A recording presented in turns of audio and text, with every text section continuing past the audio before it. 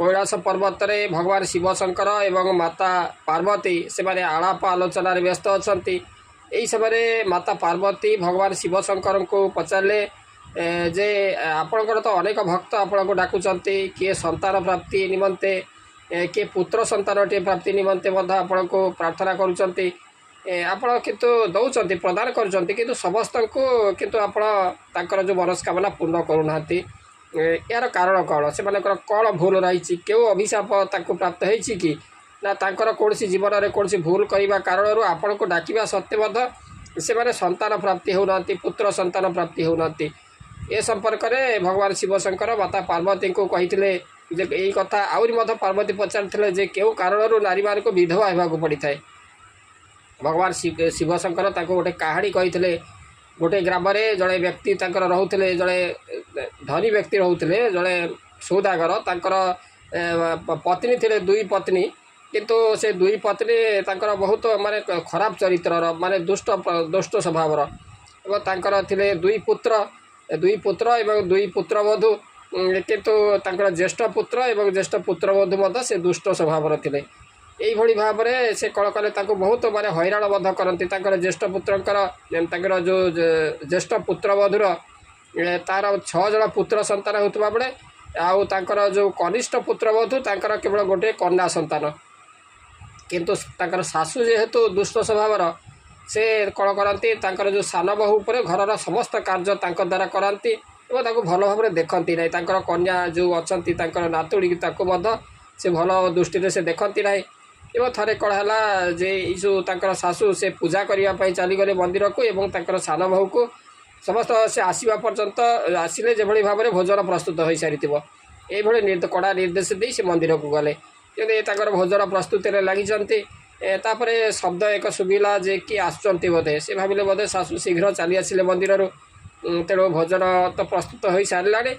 तेणु से कबाट खोलिक जो देखिले जड़े साधु आसुच्च से क्षुधार्त अच्छा तेणु से किसी भोजन मागिले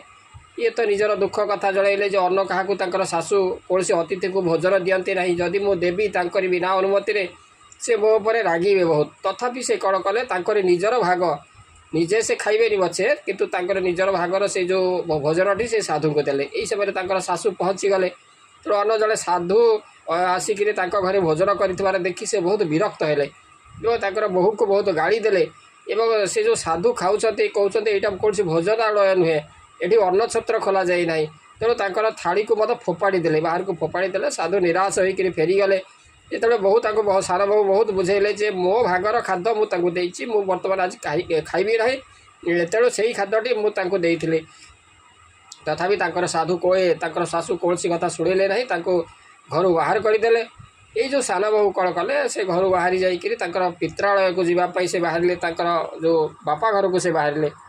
तेणु से पित्रालय को जीवा बाटर एक जंगल पड़ा से जो जंगल मध्य से जाऊँच गोटे गछमूल से थक्का मारिक बसी जड़े साधु आसिक पहुँचले एवं साधु आगे से समस्त निजर दुख कथा से जड़े कि भाव में पुत्र नथिबा कारण सासू भल पाऊना घर बाहर कर देइचंती सेतेबेले माने वर्षा से समय होता वर्षा बंद है साधु गोटे कौन देले एक पत्र देले खोला मोदा होता पत्र देले से पत्र पुत्र प्राप्ति किभली भाव में हो पार तार उपाय से लिखिदे से जो खोलिक देखिले जे साधु से लिखिदे जे स्वामी को सबु समय भल पाइबापी एवं स्त्री सर्वदा पतिंकर बाम पार्श्व शोवा उचित बोली से लिखा था आ मासिक धर्म आरंभर प्रथम 4 दिन में ये जो स्त्री पुरुष मिलन होगा बारण बोली कहते द्वारा पुरुष अनेक रोग प्राप्ति रोगर शिकार हुए तापर से कहते जदि ये जो मासिक धर्मर 4 दिन में से संभोग करती ताले प्रथम दिन में नारी हमें चांडाड़ी हमें एवं द्वितीय दिन में से रजस्वला अवस्था से ब्रह्मघातिनी कहुए एवं तापर तृतीय दिन में से रजकी एवं चतुर्थ दिन में शूद्रा हमें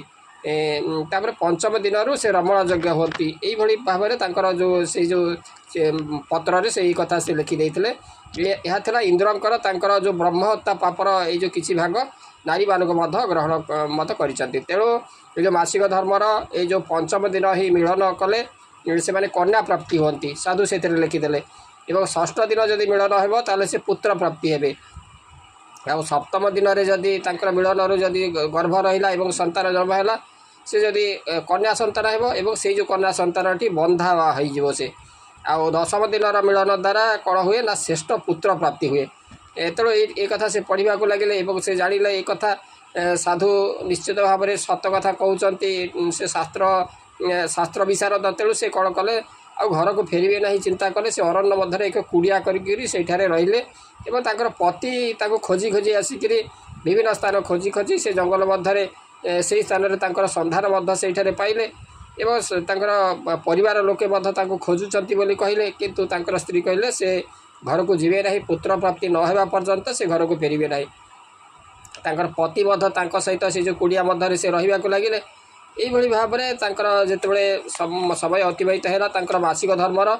ସେଇ ଯେଉଁ ଦଶମ ଦିନର ରାତ୍ରିରେ ପତି ପତ୍ନୀ ସହିତ ଯେତେବେଳେ ମିଳନ ହେଲେ, ସେ ଗର୍ଭବତୀ ହେଲେ ଏବଂ ତାପରେ ସେ କ'ଣ ହେଲେ, ତାଙ୍କର ସକାଳେ ଉଠିକିରି ସେ ତାଙ୍କର ପୂଜା ପାଠ ଏଇଭଳି କଲେ ଏବଂ ତା ପତି ମଧ୍ୟ ସେଇଠି ମାନେ ଜଙ୍ଗଲକୁ କାଠ କାଟିବା ପାଇଁ ଗଲେ। ତାଙ୍କର ଜଙ୍ଗଲରୁ କାଠ କାଟିଲେ ରୋଷେଇ କରିବେ ଏବଂ ଭୟଙ୍କର ତୋଫାନ ସୃଷ୍ଟି ହେଲା। ସେହି ସମୟରେ ତାଙ୍କର କୁଡ଼ିଆ ମଧ୍ୟ ଭାଙ୍ଗିଗଲା ଏବଂ ଭୀଷଣ ବର୍ଷା ଯୋଗୁଁ ସେ କ'ଣ କଲେ, ତାଙ୍କର ସେ ଏକ ମାନେ ଗଛ ମୂଳରେ ଯାଇକରି ସେ ଆଶ୍ରୟ ନେଲେ। ଏକ ବଡ଼ ଗଛ ମୂଳରେ ଯାଇକରି ଆଶ୍ରୟ ନେଲେ। ଗଛ ଉପରେ ସେ ବସିଛନ୍ତି, କିନ୍ତୁ ସେ ଗଛ ଉପରେ ଦୁଇଟି ରାକ୍ଷସୁଣୀ ଥିଲେ। ସେମାନେ ପରସ୍ପର ଆଲୋଚନା କରନ୍ତି ତାଙ୍କର ଶକ୍ତି ବଳରେ। ସେ ଗଛକୁ ଉଡ଼େଇ ନେଇକରି ଗୋଟେ ସୁନାର ଟାପୁ ଆଡ଼କୁ ସେ ନେଇଗଲା। ସେ ଯେଉଁ ସାନ ବୋହୂ ସେ ମଧ୍ୟ ସେଇ ଯେଉଁ ସୁନାର ଟାପୁ ଆଡ଼କୁ ସେ ଗଛ ସହିତ ମଧ୍ୟ ସେ ଉଡ଼ିବାକୁ ଲାଗିଲେ ଏବଂ ତାପରେ ସେ ସେଇଠାରେ ଯାଇକରି ପହଞ୍ଚିଲେ ଏବଂ ତାଙ୍କର ରାକ୍ଷସୁଣୀ ସେ ଗଛରୁ ଓହ୍ଲାଇ ତାଙ୍କର ଯେଉଁ ଶିକାର ସନ୍ଧାନରେ ସେ ବାହାରିଲେ ଏବଂ ଗଛରୁ ଓହ୍ଲାଇ ସେ ଯେଉଁ ସୁନାର ଟାପୁରେ ପାଦ ଦେଲା ଏବଂ ତାପରେ ସମସ୍ତ ଘଟଣା ସେଇ ଯେଉଁ ସାନ ବୋହୂ ମାନେ ସବୁ ଘଟଣା ସେ ଦେଖିସାରିବା ପରେ ତାପରେ ସେ ଯେଉଁ ସୁନା ତାପରେ ରାକ୍ଷସୁଣୀ ଯେତେବେଳେ ସେ ସ୍ଥାନ ପରିତ୍ୟାଗ କରି ଚାଲିଗଲା, ଏ ଯେଉଁ ସୁନା କିଛି ସଂଗ୍ରହ କରି ସେ ନେବା ପାଇଁ ମଧ୍ୟ ଇଚ୍ଛା ପ୍ରକାଶ କଲା। ତାପରେ ରାକ୍ଷସୁଣୀ ଯେତେବେଳେ ଚାଲିଗଲା ପରେ ସେ ସେଥିରୁ କିଛି ସୁନା ସଂଗ୍ରହ କରିକିରି ଆଣିକିରି ତାଙ୍କର ଘରକୁ ଫେରିଲେ। ସ୍ୱାମୀ ସ୍ତ୍ରୀ ଘରକୁ ଫେରିଲେ ଏବଂ ତାଙ୍କର ଯେଉଁ ଶାଶୁକୁ ମଧ୍ୟ ସେ ଯେଉଁ ସୁନା ସବୁ ଦେଲେ ଏବଂ ତାଙ୍କର ଶାଶୁ ପଚାରିଲେ ଏଇ ଯେଉଁ ସୁନା କେଉଁଠାରେ ମିଳୁଛି, ଏସବୁ କଥା ସେ ତାଙ୍କଠାରେ କହିବା ପରେ ତାଙ୍କର ଶାଶୁ ଅଧିକ ସୁନା ଲୋଭରେ ସେ ଗଛ ମୂଳକୁ ଯାଇ ସେ ଯେଉଁ ଦୁଇ ରାକ୍ଷସୁଣୀଙ୍କ ଦ୍ୱାରା ସେ ସେଇଠି ମୃତ୍ୟୁବରଣ କଲା। ତାପରେ କିଛି ଦିନ ପରେ ସେଇ ଯେଉଁ ତାଙ୍କର ସାନ ବୋହୂ ଏକ ପୁତ୍ର ସନ୍ତାନ ମଧ୍ୟ ସେ ଜନ୍ମ ଦେଲେ। ତାଙ୍କର ନିୟମ ଅନୁଯାୟୀ ଦଶମ ଦିନରେ ତାଙ୍କର ମିଳନ ହୋଇଥିବାରୁ ଏକ ଉତ୍ତମ ପୁତ୍ର ମଧ୍ୟ ସେ ଜନ୍ମ ଲାଭ କରିଥିଲେ। ତେଣୁ ଭଗବାନ ଶିବ ଶଙ୍କର ପାର୍ବତୀଙ୍କୁ ତାଙ୍କର ଯେଉଁ ପ୍ରଥମ ପ୍ରଶ୍ନର ଉତ୍ତର ଏଇଭଳି ଭାବରେ ଦେଲେ ଯେ ନାରୀମାନେ କିଭଳି ଭାବରେ ପୁତ୍ର ସନ୍ତାନ ସେମାନେ କ'ଣ ପାଇଁ ପୁତ୍ର ସନ୍ତାନ ପ୍ରାପ୍ତି ହୁଅନ୍ତି ନାହିଁ। ତେଣୁ ଏଇ ଯେଉଁ ଉପାୟଟି କଲେ ସେମାନେ ନିଶ୍ଚିତ ଭାବରେ ପୁତ୍ର ସନ୍ତାନ ପ୍ରାପ୍ତ ହେବେ ବୋଲି ମଧ୍ୟ କୁହାଯାଏ। ଏମାନେ ମଧ୍ୟ ଭଗବାନ ଶିବ ଶଙ୍କର କହିଲେ। ତାପରେ ଦ୍ୱିତୀୟ ପ୍ରଶ୍ନ ତାଙ୍କର ଥିଲା ଯେ କେଉଁ ଭୁଲ କାରଣରୁ ନାରୀମାନେ ସେମାନେ ବିଧବା ହୁଅନ୍ତି। ତାଙ୍କର ପତିଙ୍କର ଯଦି ପତି ସହିତ କଳି ଝଗଡ଼ା କରନ୍ତି, ପତିକୁ ଯଦି ମାଡ଼ ମାରନ୍ତି,